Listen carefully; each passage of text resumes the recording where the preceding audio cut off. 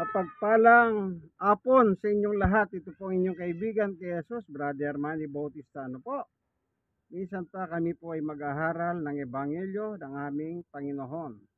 Ang aming ginagamit na Biblia, ang dala ko po, Amen. At ang ginagamit naman ni Tatay Hogos ay magandang balita. Tatay Hogos, ano mo nga para makita natin? Yan. Yan po ang babasahin niya, no? Ngayon ang tatalakayin natin ay ang paksang, meron bang taong nakakita sa Diyos? Babasahin natin yung kasulatan, 1:1-18. Tatay Hogos, pag nakita mo po yun, pag-ibasa mo, ano? 1:1-18. Opo. Pero bago tayo, mananalangin muna tayo. Panginoon Diyos, samahan mo kami sa aming pag-aaral sa pagkakataon na ito. Buksan ang puso at isip ng bawat isa sa amin, yung manunood ng video ito, upang sa ganon lahat po kami makikinabang. Ang iyong salita ay aming pagkait ang kaluluwa. Salamat po sa ngalan ng Panginoong Yesus. Amen. Sige po, kung nakita niyo po Tatay Hogos, pakibasa mo kung ano ang nakasulat dyan. Importante kasi yan.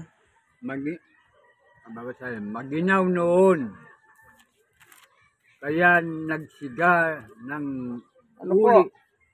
18. 1:18. Opo. 18 tayong sisimula. 1. Ayan. 18. 1:18. Ito po. Kailan may wala pang taong naaaw. Ano nakalagay dyan? Sandali. Ay. 1:1. Sa 1 po. Opo, 1:18.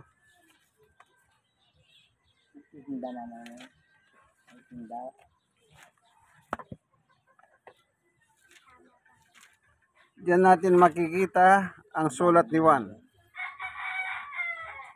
Yan.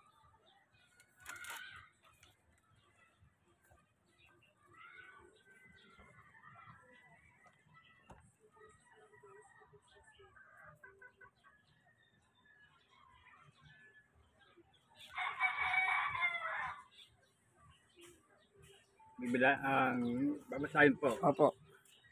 Kailanman walang pangtaong nakakita sa Diyos. Ngunit ang natatanging Diyos na pinakamamahal ng Ama ang nagpakilala sa Diyos ay sa Ama. Amen. Yung unang paragraph, ang sabi doon, walang tao. Wala pong tao. Oh. Walang taong nakakita sa Diyos. Ulitin mo nga Tatay Hogos. Kailanman walang pangtaong nakakita sa Diyos. Ngunit ang natatanging Diyos na pinakamamahal ng Ama ang nagpapakilala sa Ama. Yan. Sino po yung nagpapakilala sa Ama na tinutukoy po sa kasulatan na yan? Baka malito kayo. Kasi ang nakalagay dito, sabi po, ngunit ang natatanging Diyos. Yon. Sa ibang manuskripto, ang nakalagay, sa ibang manuskripto, anak. At sa iba naman, anak ng Diyos. So, ibig sabihin po, ang tinutukoy po na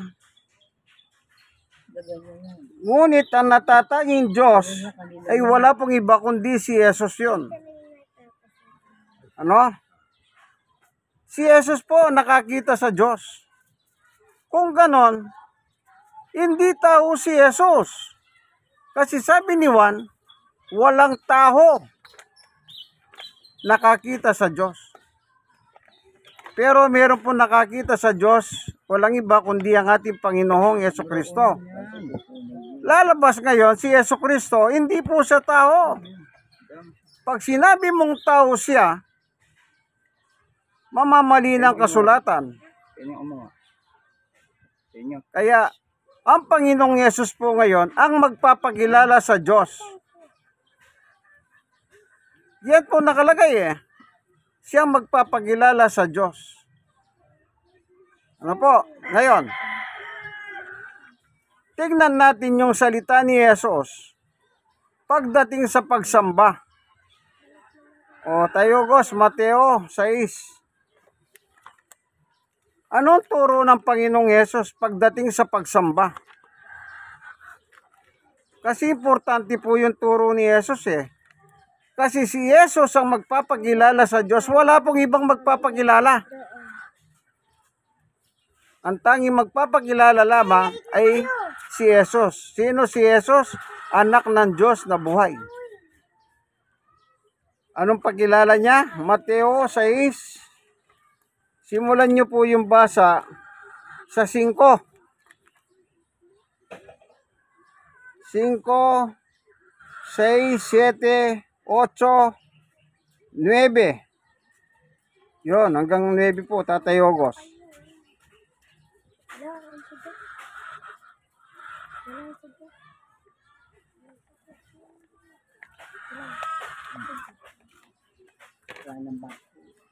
Kung ano po ang pagkilala ng Diyos, ng Panginoong Yesus tungkol po sa kanyang Ama, ang Diyos. Yan. Kasi marami po kasi nagpapakilala sa Diyos na hindi naman po sila gumagaya kay Yesus. Kaya tingnan natin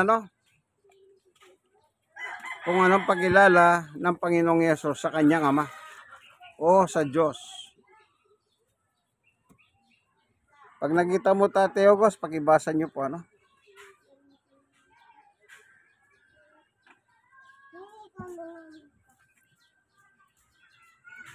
Babasahin po. Opo.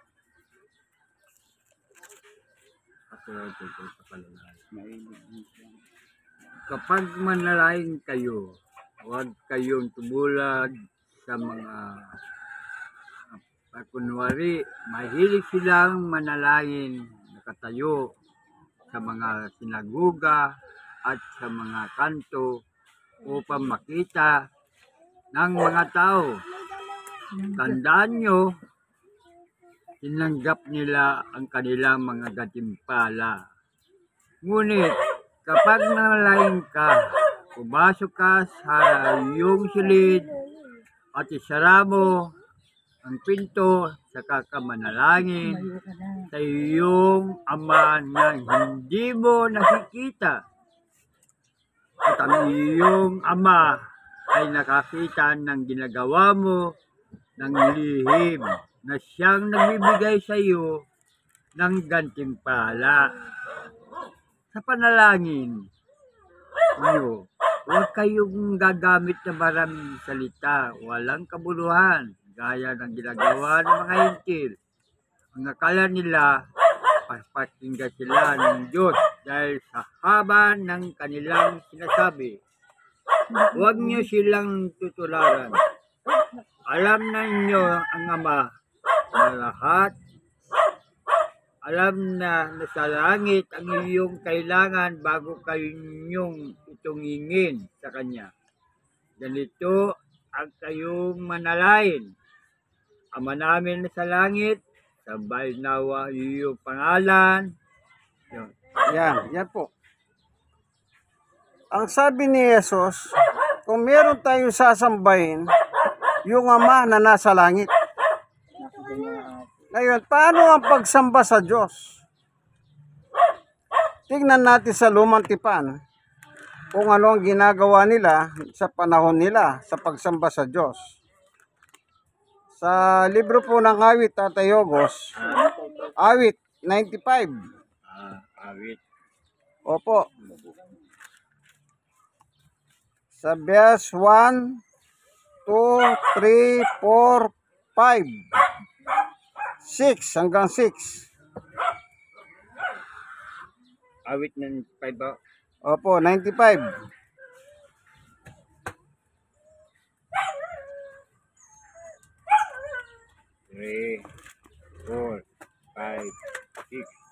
Hanggang 6 lang po. Ayan.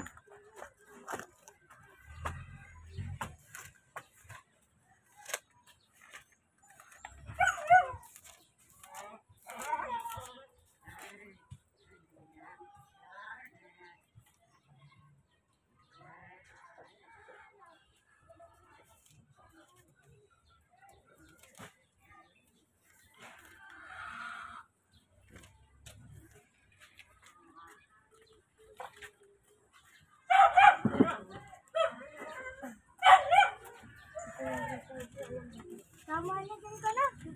Lola.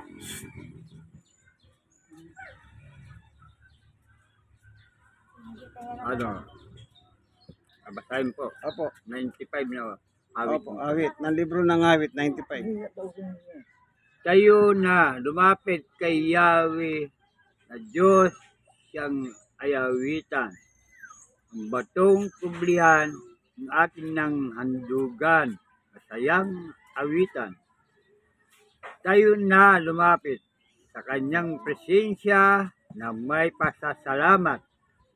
Siya ay purihin. Sa mga awitin may tuwa at galak.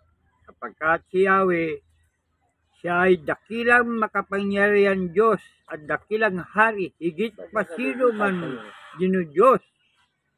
Na sa kanyang palad ang buong daigdig pati kalaliman. Lahat ay kanya. Maging mataas nating kabundukan, kanya rin ang dagat at pati ang lupa kanyang nilalang.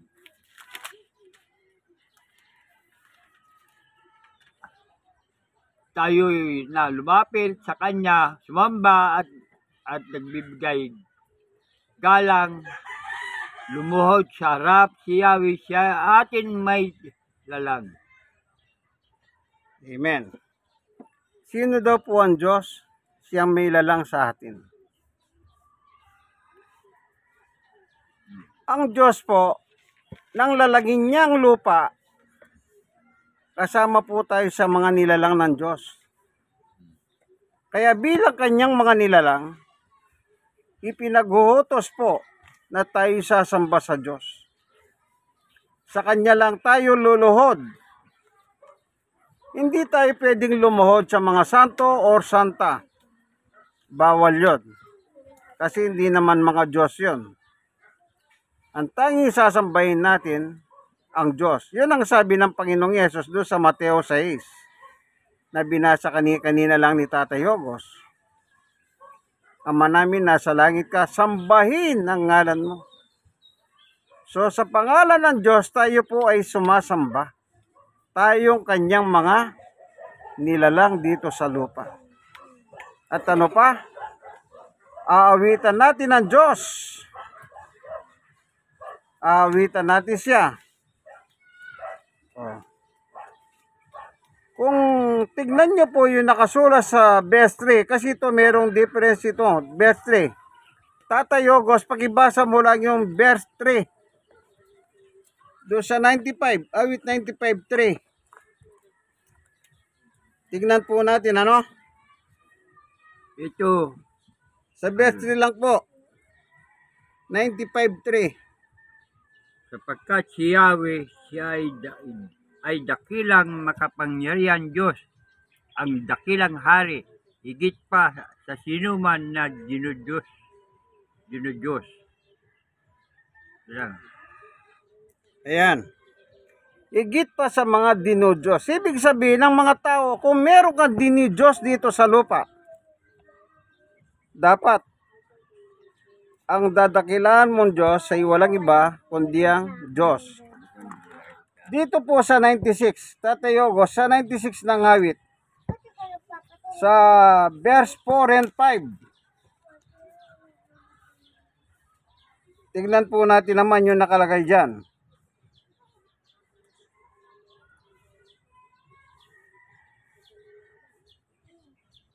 Oh, 96 ng awit, verse 4, 5, 6. Yun, basahin nyo po yung tatlo na yun.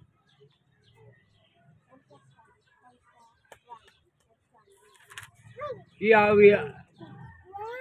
Yahweh ay tunay na dakila, marapat na papurihan. Higit sino man Diyos, siya'y dapat na igalang. Ang Diyos ng salibutan, pawang mga Diyos-Diyosan, siya lang ang may likha sa buong sangkalangitan. Siya'y puspos ng karagalan at ng kawalatian, ang lakas niya'y kagandahan ay sa templo mamamasdan. Amen. So, kung meron po yung mga tao, meron silang dinadakilang mga Diyos-Diyosan, ang dapat mong bigyan kapurihan ay ang Diyos na may gawa ng langit at lupa. Kasi po ang mga tao, meron silang dino-Diyos sa lupa. Ano po? Kaya kung meron man tayong dadakilahin ng sabi ng awit, ay ang Diyos na may gawa ng langit at lupa. Ganyan po. Sa Kanya tayo magbigay ng kapurihan. Ano po? Hindi tayo pwede magbigay kapurihan sa mga Diyos-Diyosan. Wala pong kapurihan ng Diyos doon. Tandaan ninyo, ito po'y batas na noong pa sa lumang tipan ay ginagawa na ng mga tao noon. Kaya pagdating sa bagong tipan, yun po ang sinabi ni Jesus. Lahat ng tao na kanya nilalang ay sasamba sa Diyos lamang. Sa pangalan lamang ng Diyos. Wala pong iba. Kaya kapag tayo po ay tunay na mananampalataya ng Diyos, ang gagawin natin, tayo po ay luluhod sa presensya ng Diyos. Yun po nakalagay sa Biblia na binasa sa verse 95 o chapter 95 ng awit. Awitan, sambahin ng Diyos na may lalang sa atin. Yun po ang turo ng ating Panginoong Jesucristo. Pero noong panahon ni Apostol Pablo, meron po namang gumagawa. Sinasambahan Diyos sa maling parahan. Tatayogos sa Roma 10. Ito po ang testimonya ni Apostol Pablo sa kanyang panahon. Tandaan natin yung sa awit, sa lumang tipan po yon. Yung sinasabi ni Pablo ngayon ay tungkol po sa mga kababayan niya. Ang kababayan ni Pablo, siya po isang lahing Hudyo, lahi ng mga Benamita sa 12 tribo ng Israel. Ngayon, sa kanyang lahi, meron siyang nakita na sumasamba rin po sila, pero sa maling parahan. Hindi po sa ayon sa tamang parahan ng kanilang ginagawa. Roma chapter 10 verse 1 and 2 po. Tignan natin ang testimony ni Apostol Pablo nung siya po ay nangangarap. 1 and 2. Opo.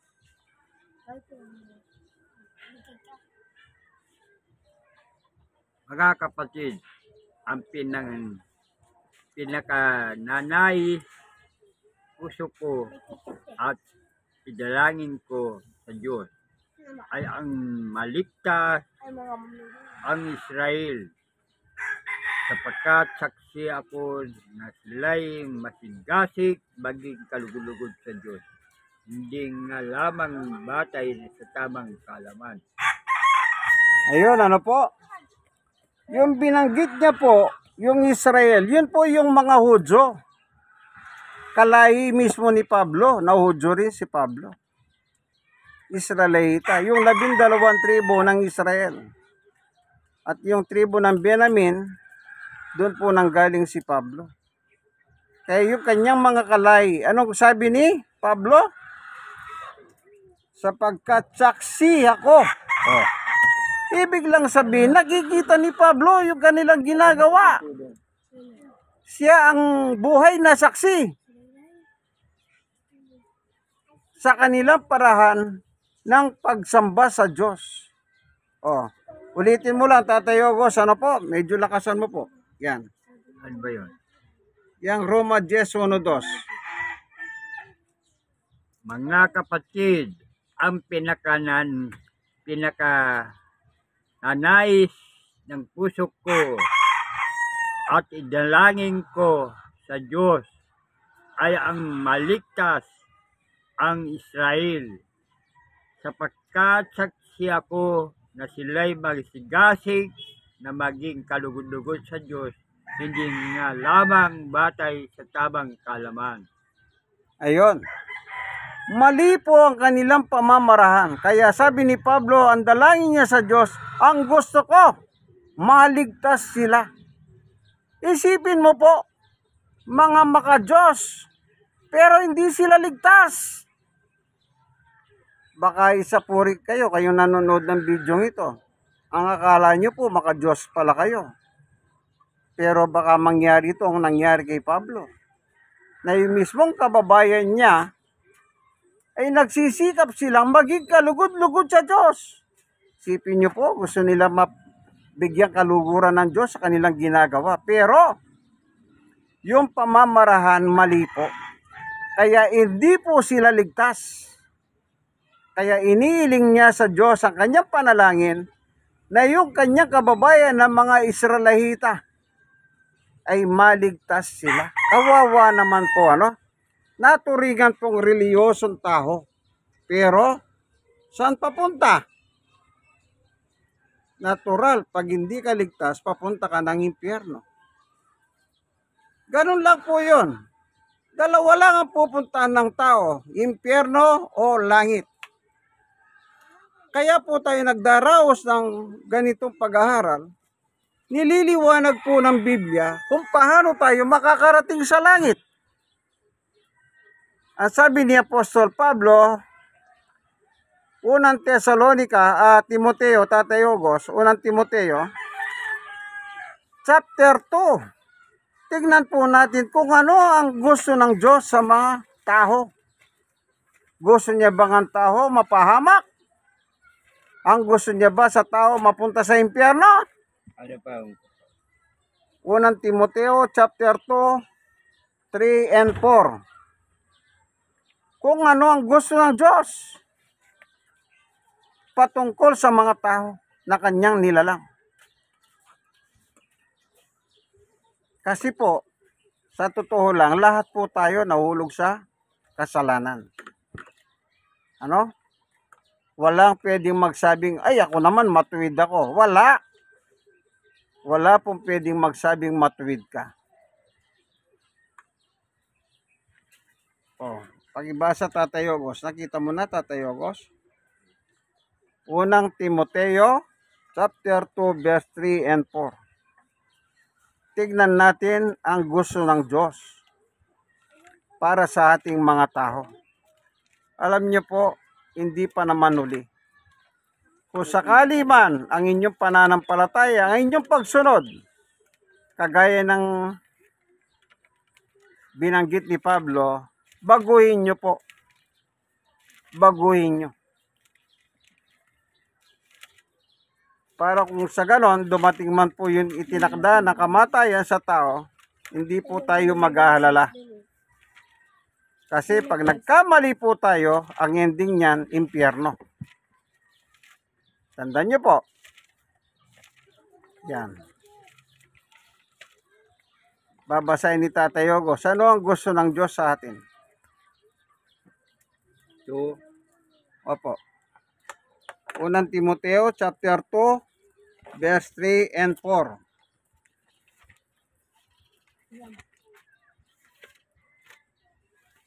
ang mga narinig mo sa aking sarap na marami saksi ay Unang Timoteo po. Unang Timoteo, Tatay Ogos.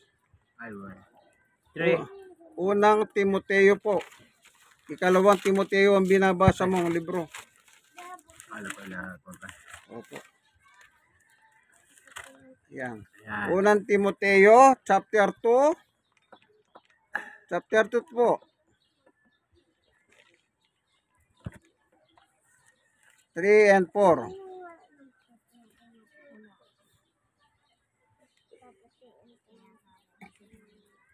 Ito ang mabuti.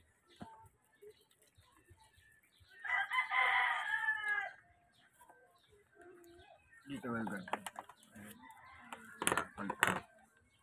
Sige po, yun po, tuloy niyo yun.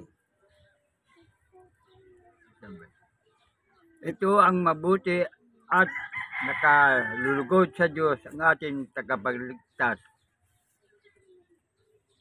Ibig niya lahat ng tao ay maligtas at makaalam ng katotohanan nito. Amen. Ano po ang gusto ng Diyos para sa atin? Maligtas. Kasi po, hindi tayo ligtas.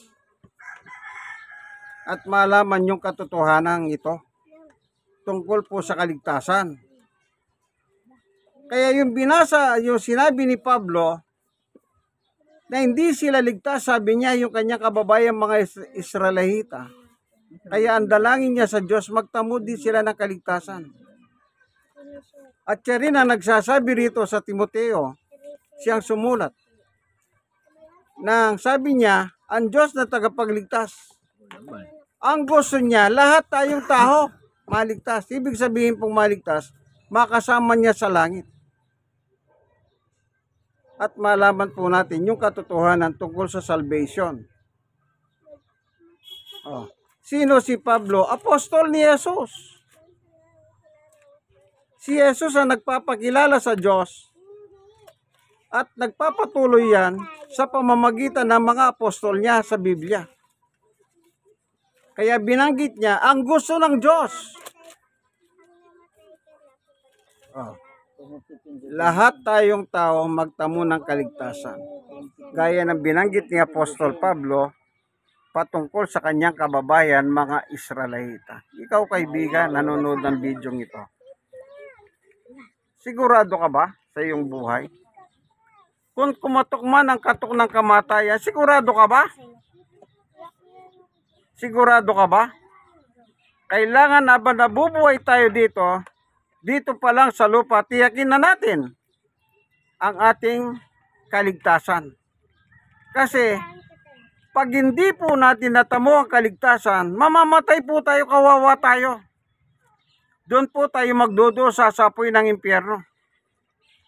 Kaya dito pa lang ayusin na natin. Kaya tayo mayroong ganitong pag-aaral. Ano po? Kung sasamba kayo, isa lang ang sasambahin po. Ang Diyos na may gawa ng langit at lupa. Huwag po tayong sasamba sa mga Diyos-Diyosan, mga santo-santa.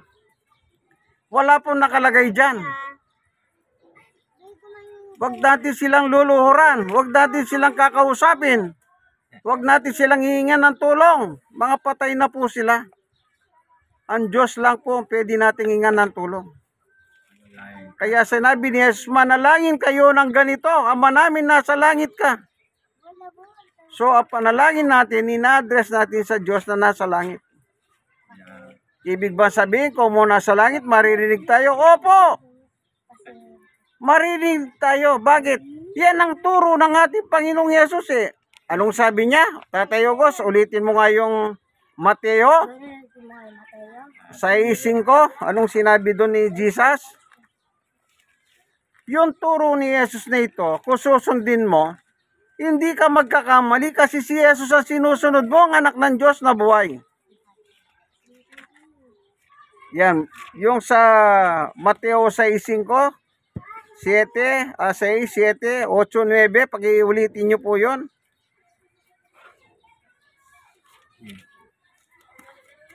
Kapag manalangin kayo, huwag kayong tumulad sa mga mapangwari. Mahilig sila manalangin nakatayo sa mga sinaguga at sa mga kanto upang makita ng mga tao. Tandaan nyo, tinanggap na nila ang kanilang kandimpala. Ngunit kapag manalangin ka, pumasok ka sa iyong silid at isara mo ang pinto, saka ka manalangin ang iyong ama na hindi mo nakikita at ang iyong ama ay nakikita ang ginagawa mo, ang lihim niya nagbibigay sa iyo ng gantimpala. 7 po. Hanggang 9 yan. Sa panalangin nyo, huwag kayong gagamit ng maraming salita na walang kabuluhan, gaya ng ginagawa sa mga hintil. Ang akala nila, napapakinggan sila ng Diyos dahil sa haba ng kanilang sinasabi. Huwag niyo silang tutularan. Alam na inyong Ama na sa langit iyong kailangan bago pa inyong itong hingin sa Kanya. Ganito kayo manalangin, Ama namin na sa langit, sambay na nawa iyong pangalan. Amen. O yan, maliwanag po ano. Pag sinunod mo ang Panginoong Yesus, garantisado pagiginggan ka ng Diyos. Kahit gaano po ang distansya, ang layo ng langit at lupa. Kasi po, ang sinusunod mo ay si Jesus, ang anak ng Diyos na buhay. Anong sabi niya? Ang Diyos ay nakikita ang iyong ginagawa, siyang gaganti sa iyo. Amen. Tandaan niyo po ano, kung hindi niyo pa po sinusuko ang buhay ninyo kay Jesus, isuko niyo na po. Sa panahon pong ito, nasa wakas na tayo ng panahon. Anumang oras, pwedeng dumating si Jesus.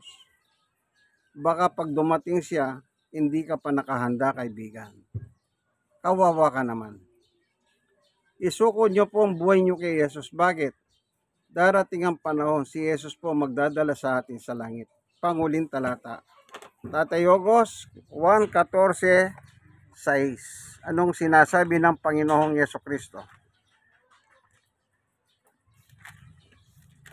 Wala pong pwedeng makarating sa langit o sa kaharian ng Diyos sa langit, kundi si Jesus lamang ang pwedeng magdala. Yan po, panguling talata na po ang babasahin ni Tatay Ogos, ano? Yan. 1:14-6.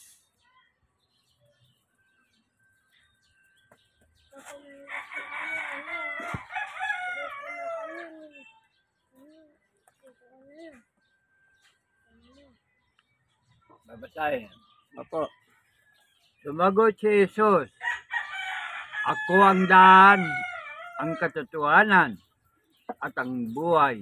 Walang makakapunta sa Ama kundi sa pamagitan ko. Amen. Maliwanag po ang sabi ni Jesus. Walang makakapunta. Wala. Oh. Pero pag sinuko mong buhay mo kay Jesus, sabi ni Jesus, dadaling kita sa langit. Amen. Napakaliwanag po ang kanyang salita, no? Paniwalaan po natin si Jesus. Siya po ang nagpapakilala sa Diyos, wala nang iba. Huwag po kayong maniwala kung ano-ano pa pakilala ng mga tao sa Diyos. Si Jesus po nagpakikilala. Kailangan si Jesus lang magpapaniniwalahan natin, ano? Salamat, Panginoon Diyos, sa katotohanan na tinuro mo sa amin sa pagkakataon na ito. Minsan pa binusog mo kami ng pagkain pang spiritual namin. Salamat po sa katotohanan na kung meron man kami sasambahin, tanging ikaw lamang po, Panginoon Diyos. Hallelujah. I-bless mo po ngayon ang bawat isa na narito po sa Garden Bible Study, ano? Ayan, si Tatay Ogos, ang head of the family, si Nanay Claring, ang kanyang may bahay. Ito naman ang kanyang mga apo at mga anak. Ano po? Ayan, si brother. Oh. Yan. Baka akala nyo po walang kasamang malaki. Ano? Pagpalain nyo po ang bawat isa sa amin. Bigyan nyo po kami mapayapa at maimbing na tulog sa pagtulog sa gabi. Ingatan po ang aming mga pamilya, ang aming tinitirhan, nilayo sa pagkawasak. Gisingin kami sa araw ng bukas, taglay ang panibagong buhay at lakas na mula sa iyo. Maraming salamat po, aming Diyos, sa ngalan ng Panginoong Yesus. Amen. Kaibigan, ikaw na nanonood ng video, Kung ikaw hindi mo pa sinusuko ang buhay mo kay Jesus, panahon na po, ano, isuko na ninyo. Kung ang inyong mga parahan ng pagsamba sa Diyos, lihis sa katotohanan, baguhin na lang po ninyo. Wala po tayong, ano dito, ano, biblical po tayo, ano. I-share ng i-share. Wala po tayong dinadagdag, wala tayong binabawas. Binabasa lang po natin ang kasulatan. Ito po ang inyong kaibigan kay Jesus, Brother Manny Bautista. Ang tawag po dito, Garden Bible Study. Bakit garden? Garden po talaga ito eh. Tignan nyo po, ikot natin ang video. Makikita nyo po yung mga halaman sa paligid. Ayan o.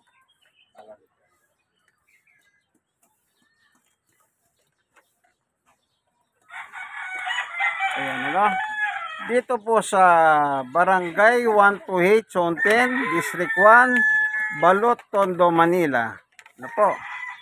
God bless us all po. Bye-bye.